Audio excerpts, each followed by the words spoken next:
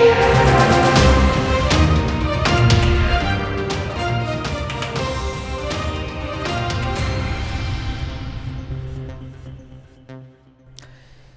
है आपका big news big show देख रहे हैं आप। मैं हूं आपके साथ साक्षी जादौन। बिग न्यूज में आज हमारी पहली खबर अमेरिका के उस बेबुनियाद आरोप को लेकर है जिसे भारत पहले कई बार खारिज कर चुका है। ट्रंप के ट्रेड सलाहकार पीटर नवारो ने रूस यूक्रेन जंग के लिए भारत को जिम्मेदार ठहराया और यूक्रेन युद्ध को मोदी वॉर बता दिया। बता दें कि ये वही पीटर नवारो है जिसकी सलाह पर ट्रंप ने भारत पर 50% टैरिफ लगाया था। आगे हम आपको इस बारे में विस्तार से बताएंगे। हमारी दूसरी खबर बिहार से है जहां आतंकी अलर्ट जारी किया गया है। इसके बाद हमारी तीसरी खबर राहुल गांधी की वोटर अधिकार यात्रा को लेकर है जिस पर बिहार सियासत गर्म है।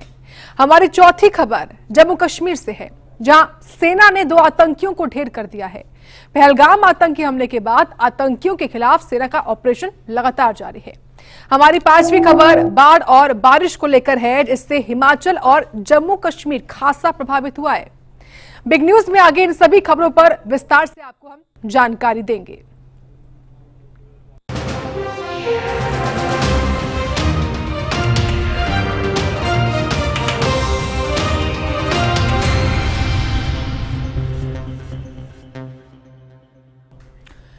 बिग न्यूज में सबसे पहले बात अमेरिकी टैरिफ और भारत पर लगाए जा रहे झूठे आरोपों की करते हैं।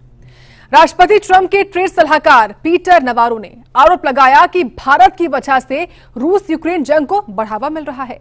पीटर नवारो ने आगे कहा कि अगर भारत रूस तेल खरीदना बंद कर दे तो 25% एक्स्ट्रा टैरिफ खत्म कर दिया जाएगा। ये रिपोर्ट देखिए।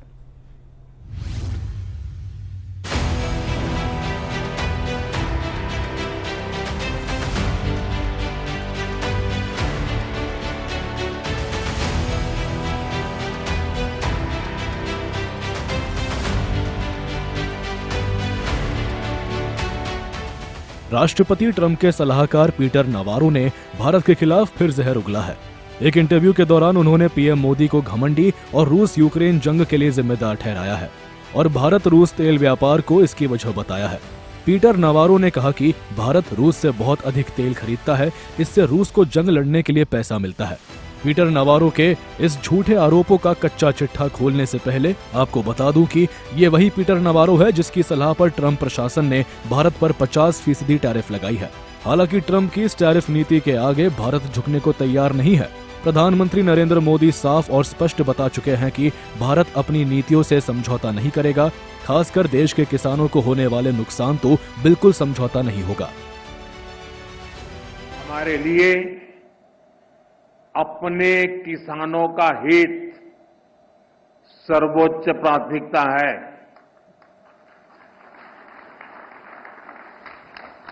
भारत अपने किसानों के, पशुपालकों के और मछुआरे भाई बहनों के हितों के साथ कभी भी समझौता नहीं करेगा।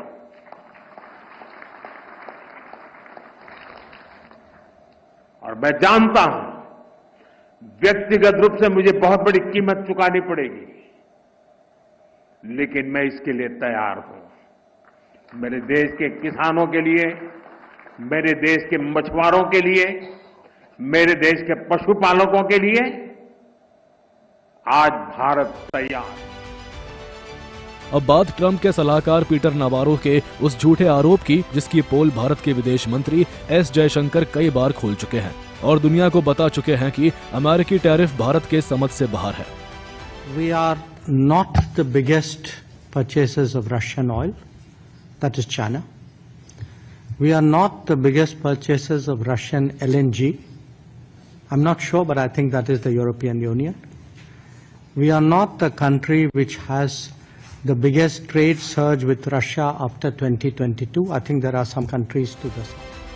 बता दें कि भारत पर टैरिफ को लेकर अमेरिका में ट्रंप की खूब आलोचना हो रही है। ऐसे में पीटर नवारो की कोशिश ट्रंप को आलोचनाओं से बचाने की होगी, लेकिन हकीकत दुनिया जानती है कि राष्ट्रपति ट्रंप की चीन से नजदीकियां और भारत से दूरी अमेरिका के हित में नहीं है। वहीं दूसरी ओर ट्रंप को रूस यूक्रेन के बीच युद्ध विराम में भी सफलता नहीं मिली है। लिहाजा अब ट्रंप प्रशासन सारा ठिकरा भारत पर फोड़ने की कोशिश में जुटा है। ब्यूरो रिपोर्ट, सूर्य समाचार।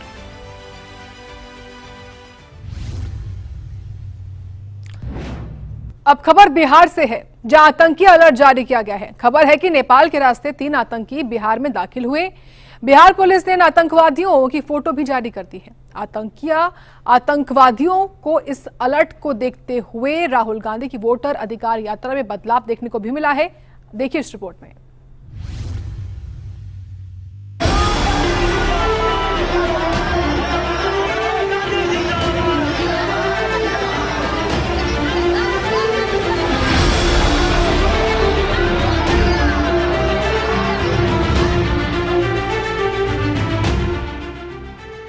बिहार में त्योहारी सीजन और चुनाव से पहले आतंकी अलर्ट जारी किया गया है। खबर है कि जैश ए मोहम्मद के 3 आतंकी नेपाल के रास्ते बिहार में घुसे हैं। बिहार पुलिस ने इन आतंकियों की फोटो जारी की है, जिनके नाम हसनैन अली, आदिल हुसैन और मोहम्मद उस्मान है। आतंकी हसनैन रावलपिंडी का रहने वाला है, आदिल उमरकोट का और उस्मान बहावलपुर का रहने वाला है। ऐसी आशंका है कि ये तीनों आतंकी अररिया जिले से बिहार में एंट्री ली होगी। पुलिस मुख्यालय किसी भी संभावित खतरे को देखते हुए सभी जिलों के खुफिया तंत्र को एक्टिव रखने, इनपुट जुटाने और संदिग्धों पर कड़ी नजर रखने का आदेश दिया है। बिहार में इस समय आतंकी अलर्ट इसलिए भी चिंता की बात है क्योंकि SIR के मुद्दे पर राहुल गांधी की वोटर अधिकार यात्रा जारी है।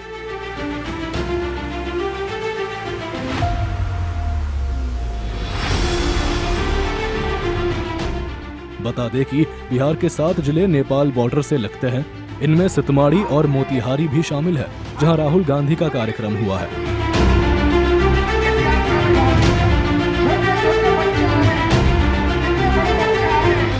हालांकि आतंकी अलर्ट के बाद यात्रा में बदलाव देखने को मिला है। सीतामढ़ी में राहुल गांधी अपने कैंप से सीधे जानकी मंदिर पहुंचे, जहां उन्होंने पूजा अर्चना की और फिर आगे की यात्रा पर निकल गए। इस दौरान राहुल गांधी को कई जगह रुकना था, लेकिन वो कहीं नहीं रुके। इसके अलावा राहुल गांधी अब खुली जीप की जगह बंद गाड़ी में सफर कर रहे हैं।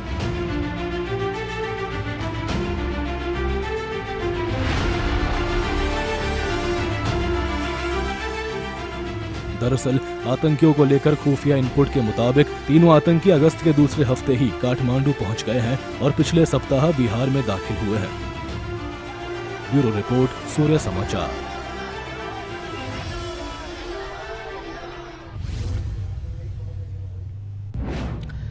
अब खबर बिहार में वोटर अधिकार यात्रा को लेकर है। राहुल गांधी इसके जरिए बीजेपी और चुनाव आयोग पर हमलावर हैं। राहुल गांधी का आरोप है कि बीजेपी के साथ मिलकर चुनाव आयोग वोट चोरी कर रहा है। इस पर बीजेपी भी पलटवार में देर नहीं लगाती है। देखिए इस रिपोर्ट में।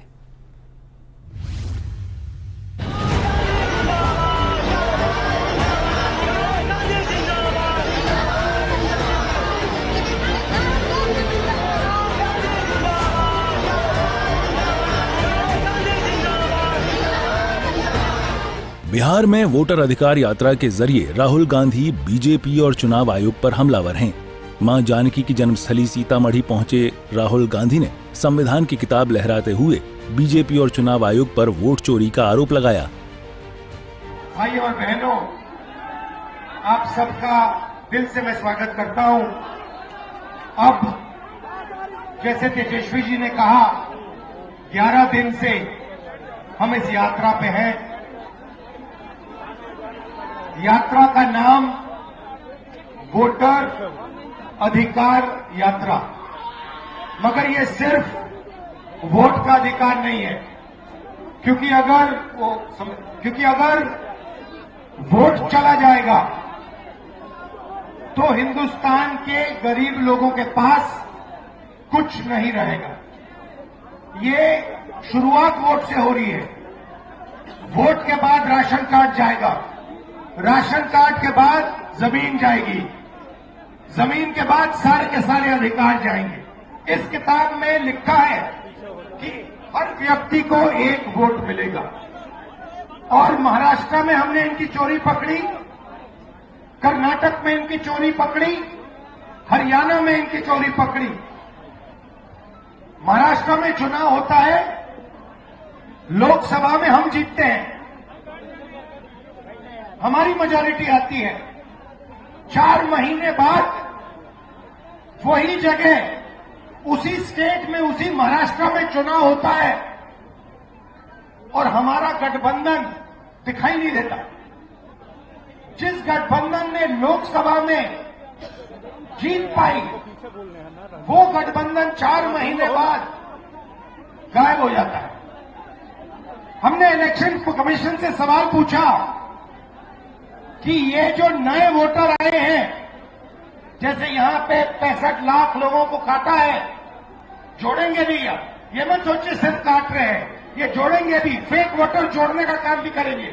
वैसे तकरीबन 1 करोड़ फेक वोटर, 1 करोड़ लोग महाराष्ट्र में आए लोकसभा के बाद। लोकसभा में वोटर लिस्ट में नहीं थे, विधानसभा में आए। महाराष्ट्र में लोकसभा में जितने वोट मिले, जितने हमें मिले, उतने विधानसभा में मिले। 1 वोट कम नहीं था हमारा। मगर जहां भी नए वोटर आए, वहां पे बीजेपी को सारे के सारे नए वोटर के वोट मिले और बीजेपी जी। हमें मालूम है कि ये बिहार में चुनाव चोरी करने की कोशिश कर रहे हैं, इसीलिए हमने वोटर अधिकार यात्रा यहां शुरू की है कि इन लोगों को, इलेक्शन कमिश्नर को पता लग जाए कि बिहार की जनता होशियार है, सावधान है और बीजेपी और इलेक्शन कमीशन को बिहार में 1 वोट चोरी नहीं करने देगी। राहुल गांधी के इस आरोप पर बीजेपी ने पलटवार किया है और लोकतंत्र में ऐसे बयान को गलत ठहराया है। ये हो गई है कि न खाता न बही, जो सामंती सुल्तान कहे वही सही।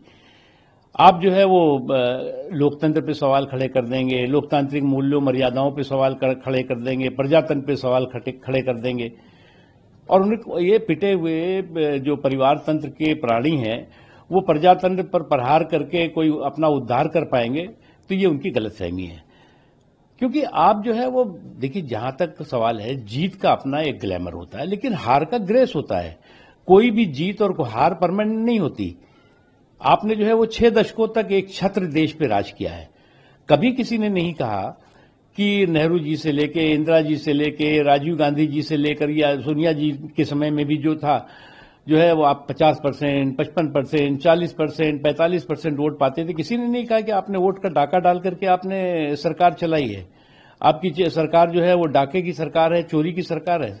किसी ने नहीं कहा। सभी ने जो है वो जनादेश का सम्मान किया।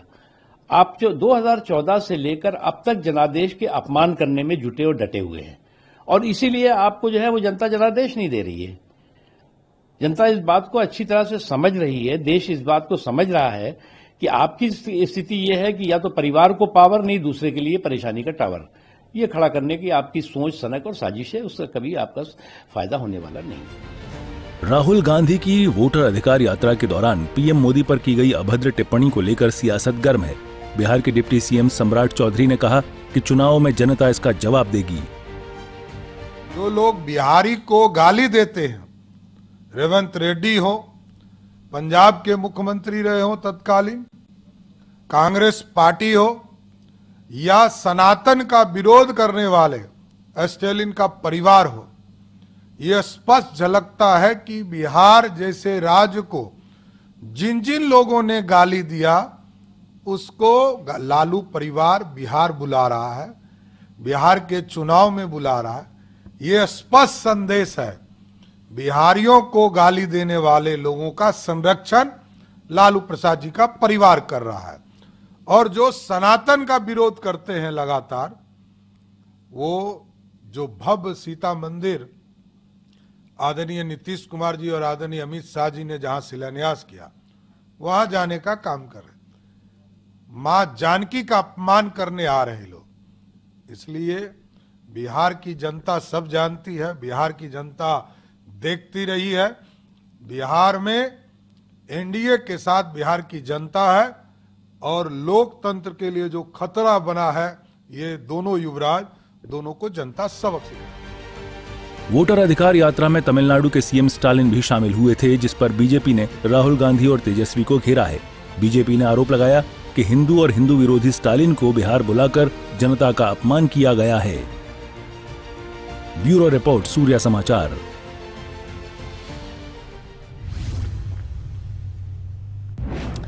आतंकवादियों के खिलाफ सेना का ऑपरेशन ऑल आउट जारी है।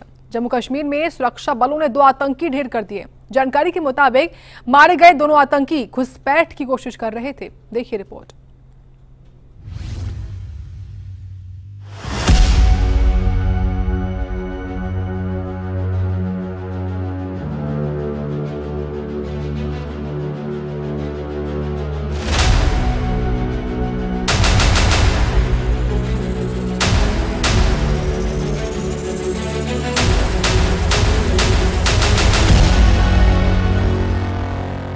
आतंकियों का पनाहगार आतंकिस्तान यानी पाकिस्तान है कि मानता नहीं।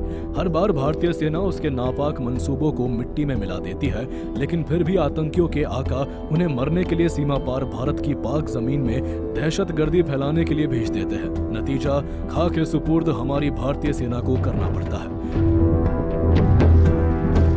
दरअसल ऑपरेशन सिंदूर के बाद भारत की जाबाज सेना लगातार पाक के नापाक मंसूबों को जमींदोज कर रही है, लेकिन नापाक पाक है कि मानता नहीं। ताजा मामला जम्मू कश्मीर के बांदीपोरा जिले के गुरेज सेक्टर का है, जहां भारतीय सेना और स्थानीय पुलिस की आतंकियों के साथ मुठभेड़ हुई और सेना के जवानों ने 2 आतंकियों को मार गिराया।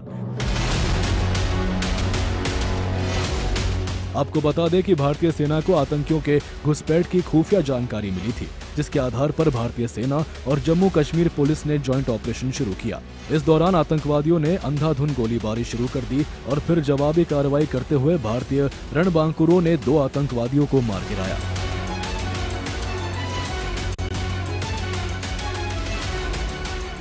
फिलहाल सेना का सर्च ऑपरेशन जारी है।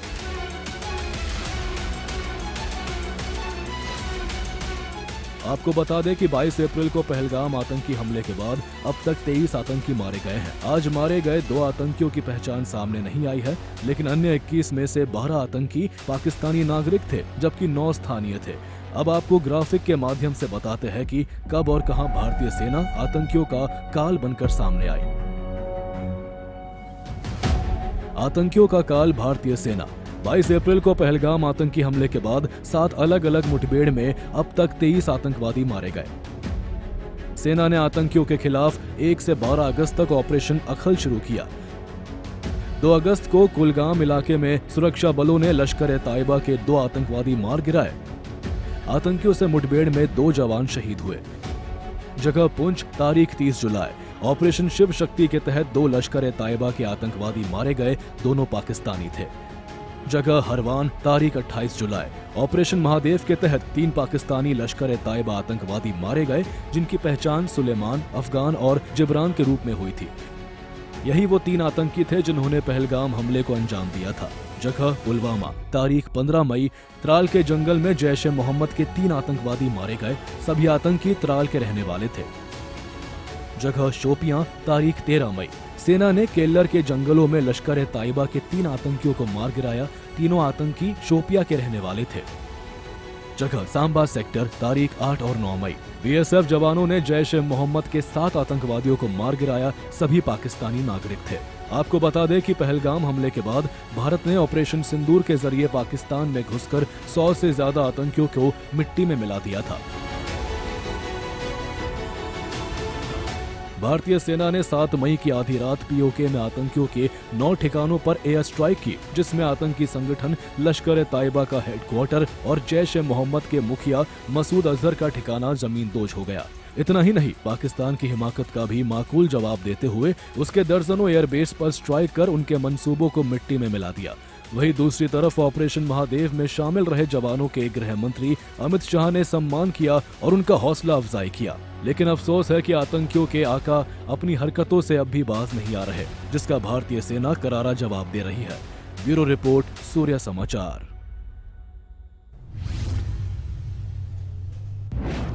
देश भर में बाढ़ और बारिश का कहर जारी है। खासकर पहाड़ी राज्यों में प्रकृति ने कोहरा मचा रखा है। हिमाचल, जम्मू कश्मीर से कई इलाके बाढ़ और बारिश से प्रभावित हैं। आपदा की इस घड़ी में राहत और बचाव कार्य भी तेज कर दिए गए हैं, ताकि लोगों की जान बचाई जा सके। देखिए रिपोर्ट।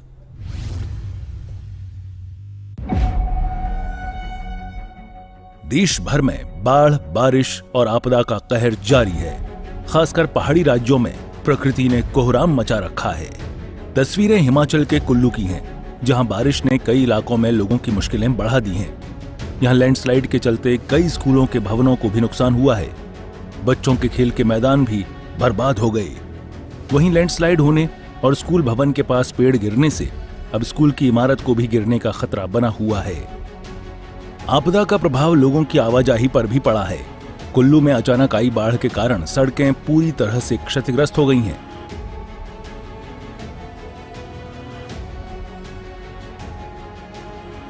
फिलहाल मनाली जाने वाले लेफ्ट बैंक सड़क को अलेऊ के पास से बहाल करने का काम शुरू हो गया है। हिमाचल की राजधानी शिमला में बीते दिनों से बारिश में कुछ राहत जरूर महसूस की गई, लेकिन मौसम विभाग ने एक बार फिर 5 जिलों में येलो अलर्ट जारी कर दिया है। हिमाचल प्रदेश में बाढ़ बारिश से भारी नुकसान। शिमला में बारिश से 31 सड़कें, 5 विद्युत ट्रांसफार्मर, 35 पेयजल योजनाएं प्रभावित। मॉनसून सीजन में अब तक लोक निर्माण विभाग को 1444 करोड़ का नुकसान। 1091 सड़कें यातायात के लिए बंद। कुल्लू में करीब 30 करोड़ का नुकसान हुआ। मनाली को पुरानी मनाली से जोड़ने वाला मनालसू पुल क्षतिग्रस्त। 257 किलोमीटर सड़क नेटवर्क क्षतिग्रस्त। 10 किलोमीटर सड़क पूरी तरह बह गई। कांगड़ा जिले में 30 करोड़ का नुकसान हुआ। 5667 किलोमीटर सड़कें और 70 पुल प्रभावित हुए। फिलहाल प्रदेश भर में राहत और बचाव कार्य जारी हैं। सड़कों को ठीक किया जा रहा है। और मैं 4-5 दिन पहले मैंने खुद निरीक्षण वहां पे किया था। सड़क को बहाल कर दिया गया है, मगर जो पानी का फ्लो है बिल्कुल तत्ता पानी के साथ वो सड़क के ऊपर आ रहा है, पानी डाइवर्ट हो गया है। उसका मुख्य कारण सिल्टिंग है। जिस तरीके से जो कोल डैम है उसमें लगातार सिल्ट बढ़ता जा रहा है और इसी के साथ बिग न्यूज बिग शो में इतना ही। आप देखते रहें सूर्या समाचार।